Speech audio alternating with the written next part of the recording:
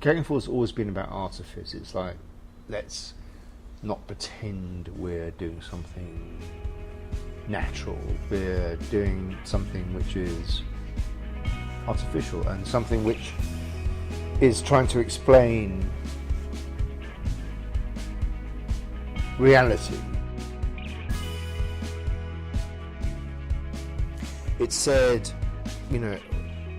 all subjects are available. It said, you can talk about whatever you want. But the other thing that was thrilling was that suddenly you could go to gigs, and you could go to gigs in little clubs, and you probably have a conversation with the band afterwards. You probably meet each other at the bar, and that was something that was new and exciting and was genuinely a new thing. I love the Velvet Underground, that noise and the way they put things together, and that was amazing.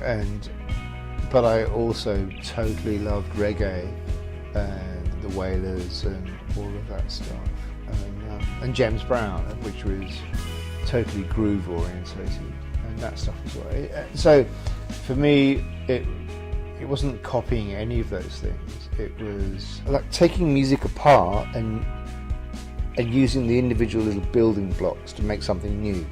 It was almost like making a new language. The movie that had the strongest impact of all was a movie called A Matter of Life and Death. And do not fall any deeper in love now.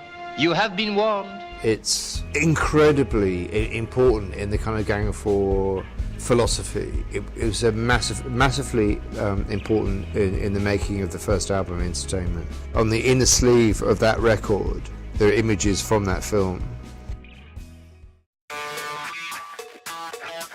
The new Go4 album is called What Happens Next, and there was going to be no looking back, no kind of referential stuff to previous albums, that it was reimagining right from the ground up, and that's what it was, and that's what I did. I decided that there was going to be collaborations, or whether it's Alison Mosshart, or whether it's Herbert Grönemeyer, or whether it's Hotte, the Japanese guitarist, or Robbie Furs from the Big Pink. I think all of those things work, to me, they work really well, and they sit next to each other really well.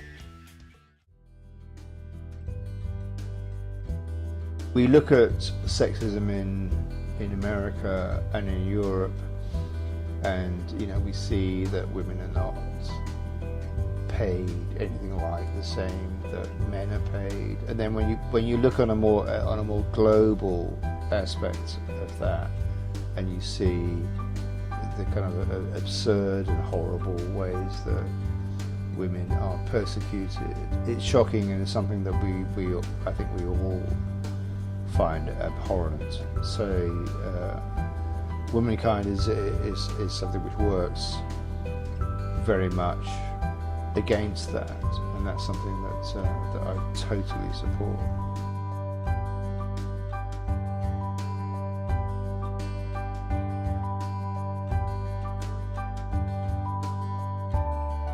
The thing that makes womankind different is many organisations work for women.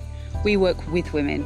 And the reason that we do that is we think women have to be part of saying what their problems are and then actually solving them themselves, not having someone else do it for them. This is Entertainment, which I've been told is one of the greatest records of all time. I'm told. I'm not saying that. And anyway, I'm signing it now. I love this pen with this lovely silver ink. I'm going to sign again on the inside. There we are.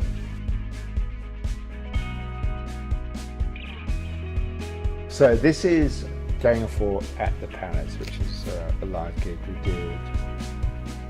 I think it was '84, and I love this artwork, which I'm largely responsible for. At this exact gig, was the first time that we met Flea from the Chili Peppers, because he jumped up naked on stage and embraced us on stage and naked, and that was, and then a few months later they got in touch with me and said would I produce the Chili Peppers album. So that was when that first happened.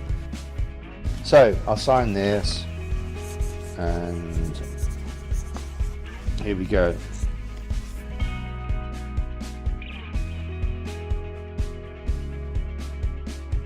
We're going to do a Skype conversation. We're going to be doing we can do some like guitar, talk about guitars.